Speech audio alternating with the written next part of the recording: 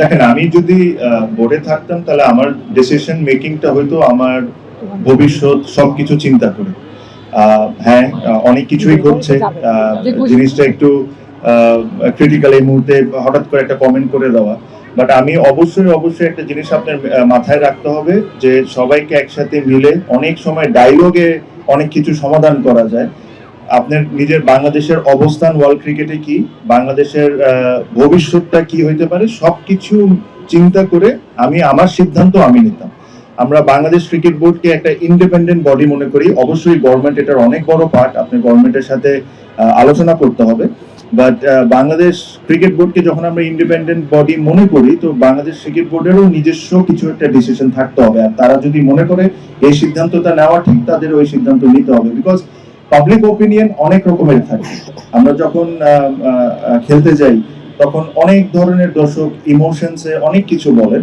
But সবকিছু যদি আমরা ওইভাবে করে চিন্তা করি, তাহলে আপনি এত বড় অর্গানাইজেশন চালাতে পারবেন না। বিকজ আপনার আজকের ডিসিশন কিন্তু আগামী 10 বছর পর কি এফেক্ট করবে, এগুলো সবকিছু চিন্তা করে যে জিনিসটা আমাদের বাংলাদেশের ক্রিকেটের জন্য ভালো, বাংলাদেশের প্লেয়ারদের জন্য ভালো, ওই ধরনেরই ডিসিশন নেওয়া উচিত, যেটা আমি ব্যক্তিগতভাবে ফিল করি।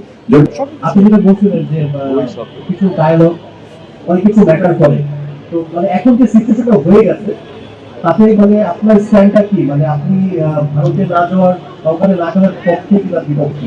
দেখেন, যেহেতু আমি এটার সাথে জড়িত না, আমি এক্স্যাক্টলি প্রত্যেকটা ডিটেলস জানি না। ঠিক যে কোনো একটা এখানে মানুষের মতো আমিও ধরেন থ্রু মিডিয়া আমিও জানছি।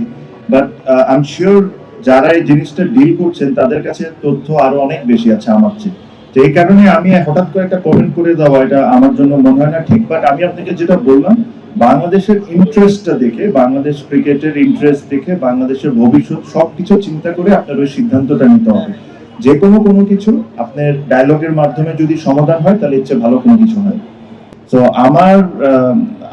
আমার দিক থেকে আমি এটাই বলবো যে আপনারা আপনাদের মতো সিদ্ধান্ত নেন। বিকজ আপনাদের কাছে ইনফরমেশন মিডিয়া বা নর্মাল কমন পাবলিকের চেয়ে আরো অনেক বেশি, আমার চেয়ে অনেক বেশি। সো আপনারা যেটা সঠিক মনে করবেন, সিদ্ধান্ত নেওয়ার পর তারপরে আপনারা পাবলিকলি একটা কমেন্ট করবেন। এটা না যে প্রত্যেকটা দিন পাবলিক কমেন্ট করছেন, যেটা এখন হচ্ছে।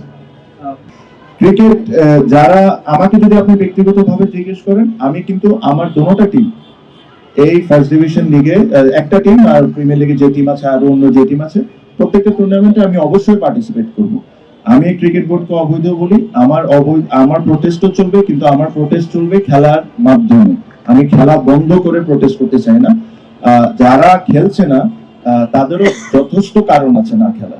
তাদেরকে যেভাবে করে এই ইলেকশনে বঞ্চিত করা হয়েছে, তাদের তো প্রোটেস্ট করার অনেক জায়গা নেই।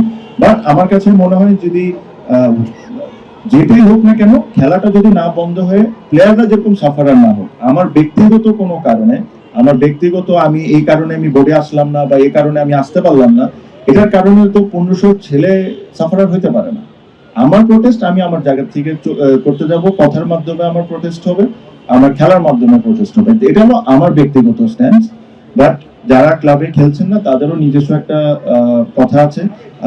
তারা যে প্রোটেস্ট করছেন, তাকে আমি কোনো দিক থেকে কোনোভাবে ভুল বলতে পারি না।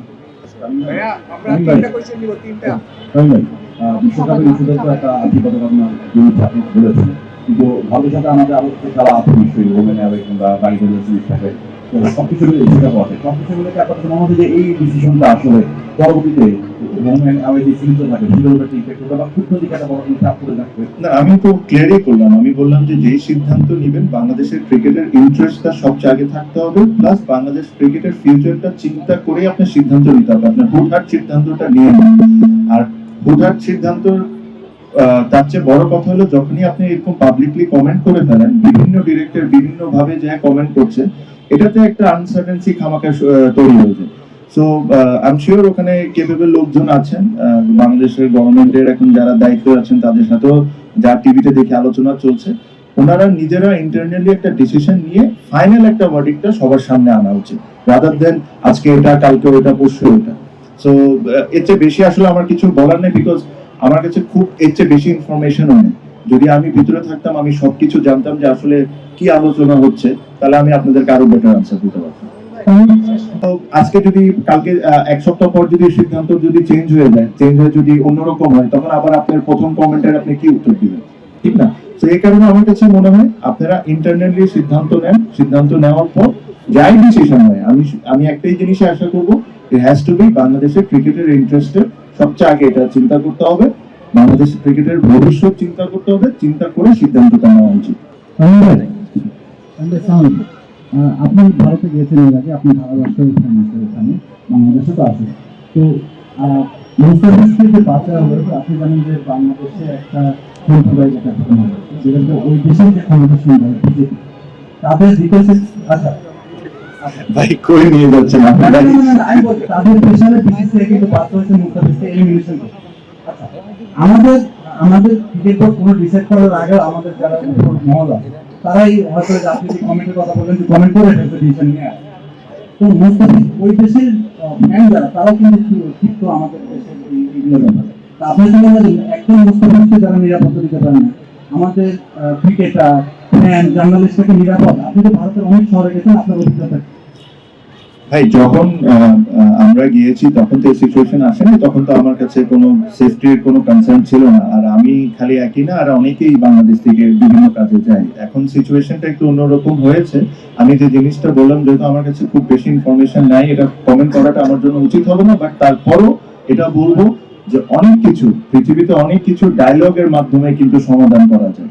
তো ওই ডায়লগটা আপনারা শুরু করেন, কথা বলেন, ওটার ওই মাধ্যমে যদি সমাধান হয় তাহলে সবচেয়ে ভালো। আর যে কমেন্ট গুলো আমি আপনাকে বলছি, কমেন্ট গুলোর বলার কারণটা হচ্ছে যে আপনি একটা ফাইনাল সিদ্ধান্ত নেওয়ার পর, ওই ডায়লগ করার পর একটা কমেন্ট দেন, এটা পাবলিকরে জানান। আপনি যদি প্রতিটা স্টেপ পাবলিকরে জানান, তখন খামাকা একটা আনসার্টেনসি তৈরি হয়ে যায়, যেটা এখন হয়ে গিয়েছে।